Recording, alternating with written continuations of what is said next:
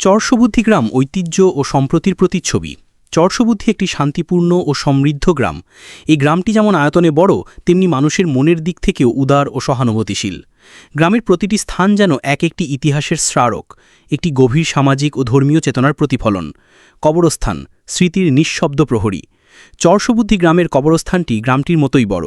এটি শুধু একটি সমাধি ক্ষেত্র নয়, এটি পূর্বসূরীদের স্মৃতি বহনকারী এক পবিত্র স্থান। এখানেই চিরনিদ্রায় শায়িত আছেন গ্রামের অনেক নিজন বীর মুক্তিযোদ্ধা, আলেম ও সমাজসেবক। ঈদ ও শবে বরাতের মতো দিনে গ্রামের মানুষ এই কবরস্থানে আসে দোয়া করতে, পরস্পরের জন্য দোয়া করতে। ঈদগাহ মাঠ, উইকের প্রতীক। কবরস্থানের পাশেই অবস্থিত চরসবুদ্ধি ঈদগাহ মাঠ। এই মাঠে বছরে দুবার ঈদের জামাত হয়, যেখানে গ্রামের সর্বস্তরের মানুষ এক কাতারে নামাজ আদায় করে। এটি শুধু একটি নামাজের জায়গা নয়, এটি গ্রামের মানুষের ভ্রাতৃত্ববোধ, সৌহার্দ্য ও ঐক্যের দৃশ্যমান প্রকাশ। মাদ্রাসা ও এতিমখানা, শিক্ষা ও মানবতার আলো। ঈদগাহের লাগোয়া চরসবুদ্ধি তালিমুল কোরআন মাদ্রাসা ও এতিমখানা।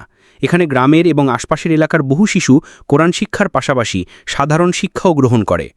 এতিম শিশুদের আশ্রয় ও ভালোবাসা দিয়ে এই প্রতিষ্ঠান মানবিকতার এক উজ্জ্বল দৃষ্টান্ত স্থাপন করেছে। গ্রামের মানুষের দান ও সহযোগিতায় প্রতিষ্ঠানটি চলছে সফলভাবে। জামে মসজিদ, ধর্মীয় জীবনধারার কেন্দ্র। মাদ্রাসা ও এতিমখানার পাশেই রয়েছে চরসবুদ্ধি ঈদগাহ কেন্দ্রীয় জামে মসজিদ।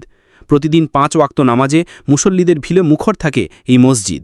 শুক্রবারের জুম্মা কিংবা রমজানের তারাবি নামাজে এখানে সৃষ্টি হয় এক আধ্যাত্মিক পরিবেশ। এটি যেন গ্রামের ধর্মীয় জীবনযাত্রার প্রাণকেন্দ্র। পুলের ঘাট বাজার, গ্রামের প্রাণচাঞ্চল্য। গ্রামের প্রধান সড়কের পাশে গড়ে উঠেছে পুলের ঘাট বাজার। এটি কেবল একটি বাজার নয়, এটি পুরো গ্রামের অর্থনৈতিক কার্যকলাপের কেন্দ্রবিন্দু। সকালে তাজা শাকসবজি, মাছ, দুধ সবকিছুই পাওয়া যায় এখানে। সন্ধ্যায় গ্রামের মানুষের আড্ডা, হাসি, গল্পে মুখর হয়ে ওঠে বাজারটি।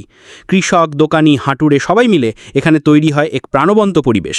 উপসংহার: চরসবুদ্ধি গ্রাম একটি জীবন্ত গল্প, যেখানে ইতিহাস, ধর্ম, শিক্ষা, মানবতা আর অর্থনৈতিক কার্যকলাপ এক সুতায় গাঁথা। কবরস্থান, ঈদগাহ, মাদ্রাসা, মসজিদ ও বাজার সব মিলিয়ে এটি একটি আদর্শ গ্রামের রূপায়ণ।